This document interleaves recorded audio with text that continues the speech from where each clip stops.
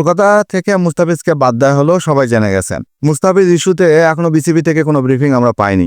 যদিও আমাদের অনেক সাংবাদিক ভাই বিসিবিকে অনেক প্রশ্ন করছে, বিসিবি সভাপতিকে অনেক প্রশ্ন করা হয়েছে, সেই সাথে বাংলাদেশের যারা সাবেক ক্রিকেটার আছে তাদেরকে প্রশ্ন করা হয়েছে। সেই ফাঁকে পড়ে গেছে আমাদের মোহাম্মদ আশরাফুল ভাই, বাংলাদেশের সহকারী কোচ। তাকেই বলা হইলো যে মুস্তাফিজের বাদ পড়াটাকে আপনি কিভাবে দেখছেন। মোহাম্মদ আশরাফুল নির্বাক, নিশ্চুপ, লজ্জিত।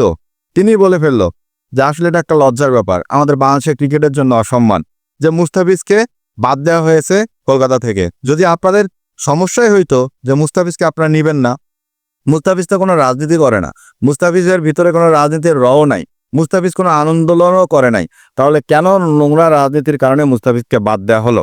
ইতিমধ্যেই জানা গেছে যে মুস্তাফিজকে বাদ দেওয়ার সময় কলকাতা থেকে বিসিবি সভাপতির কাছে অনেক ফোন আসছে। এখনো ফোনগুলোর কোনো রিপ্লাই দেওয়া হয় নাই, বিসিবিও এখনো সেটা খতিয়ে দেখে নাই। যদি নিরাপত্তার কারণে মুস্তাফিজুর রহমানকে দল থেকে বাদ দেওয়া হয়, তাহলে মোহাম্মদ আশরাফুলের মতে আমাদের বিশ্বকাপ খেলতে যাওয়া ঠিক না। আমাদের আইসিসিকে চিঠি দেওয়া দরকার যে আমরা নিরাপত্তার কারণে ভারতে বিশ্বকাপ খেলতে যাচ্ছি না, আমাদের ম্যাচগুলা শ্রীলঙ্কায় ট্রান্সফার করে নেন, যেমনটা পাকিস্তান করছে। নিরাপত্তার কারণে পাকিস্তান ভারতে খেলতে যায় না এবং তারা তাদের ম্যাচগুলো শ্রীলঙ্কায় ট্রান্সফার করছে। মোহাম্মদ আশরাফুল সেটাই মনে করেন। শুধুমাত্র যে মোহাম্মদ আশরাফুল এই কথা বলছে ব্যাপারটা তা না। আমাদের আরেক লিজেন্ডারি কোচ, আমাদের নোয়াখালী এক্সপ্রেসের কোচ, বর্তমান বিপিএলে যিনি কোচিং স্টাফের হেড কোচের দায়িত্ব পালন করছেন, খালেদ মাহমুদ সুজন ভাইয়ের কাছেও সাংবাদিকরা সেম প্রশ্ন করছে। এমনকি আমাদের এক সময়কার অলরাউন্ডার রাজিন সালে ভাইয়ের কাছেও সেম প্রশ্নটা করা হয়েছে। শুধুমাত্র এখন অপেক্ষায় বিসিবির ব্রিফিংয়ের, বিসিবি কি পদক্ষেপ নিবে।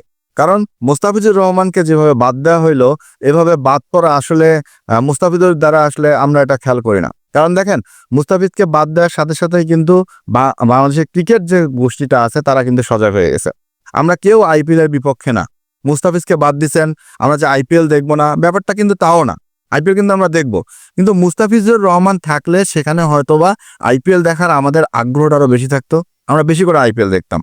কিন্তু হঠাৎ করে মুস্তাফিজকে এভাবে বাদ পড়ায় বাংলাদেশের মানুষ কিন্তু এইবার ক্রিকেট প্রেমী জনগণ যেটা আছে সেটা জেগে উঠবে। তারা কিন্তু এমনটাও হতে পারে আইপিএলকে সত্যি সত্যি বয়কট করে দিতে পারে, আইপিএলের সম্প্রচার বাংলাদেশ থেকে বন্ধ করে দিতে পারে। সেটা হবে আইপিএলের জন্য ক্ষতি বা আইপিএলের নাও ক্ষতি হইতে পারে। কিন্তু মুস্তাফিজকে যেভাবে বাদ দেওয়া হইলো এটা বাংলাদেশ ক্রিকেটের জন্য ক্ষতি, বাংলাদেশের ক্রিকেটারদের জন্য ক্ষতি। এটা আমরা সবাই মেনে নিছি এবং মানতেছি। সেখানে বিসিবির উচিত যদি নিরাপত্তার কারণে মুস্তাফিজকে বাদ দেওয়া হয়, আইসিসিকে বলে বাংলাদেশের ম্যাচগুলো ভারত থেকে সরিয়ে ফেলা, ভারতের ক্রিকেটটাকেও বয়কট করা এবং আইপিএলকেও বয়কট করা, ভারতের সাথে ক্রিকেটীয় আর কোনো সম্পর্ক না রাখা। কারণ আমাদের একজন নিরীহ নির্দোষ প্লেয়ারকে তারা এভাবে তার সম্মান নিয়ে খেলবে, যেটা বাংলাদেশের সম্মান নিয়ে আঘাত করবে, এটা আমরা কোনোভাবেই মানব না। সো মোহাম্মদ আশরাফুলের স্পষ্ট বার্তা, আমরা যে রাজিন স্যারের কথা বলি তারও স্পষ্ট বার্তা, আমাদের কোচ সুজন ভাই তারও স্পষ্ট বার্তা। বিসিবির পদক্ষেপ নিতে হবে, ভারতের কাছ থেকে না, ডিরেক্ট আইসিসিকে চিঠি দেওয়া যে নিরাপত্তার কারণে বিশ্বকাপে আমরা ভারতে খেলতে রাজি না, আমাদের ম্যাচগুলা শ্রীলঙ্কায় ট্রান্সফার করে নেন। কারণ ভারত যেহেতু নিরাপত্তা আমাদের একজনকে দিতে পারবে না, সেহেতু আমাদের 15 জন ক্রিকেটার, কোচিং স্টাফ, সব আমাদের 26 জন স্টাফকে, 25-26 জন স্টাফকে কিভাবে তারা নিরাপত্তা দিবে, এটাই কিন্তু কথা। তো সেক্ষেত্রে মুস্তাফিজুর রহমানের পাশাপাশি বাংলাদেশ দলের সম্মান, বাংলাদেশের ক্রিকেটের সম্মানের খাতিরে বিসিবির ব্যাপারটাকে নজর দেওয়াই দরকার।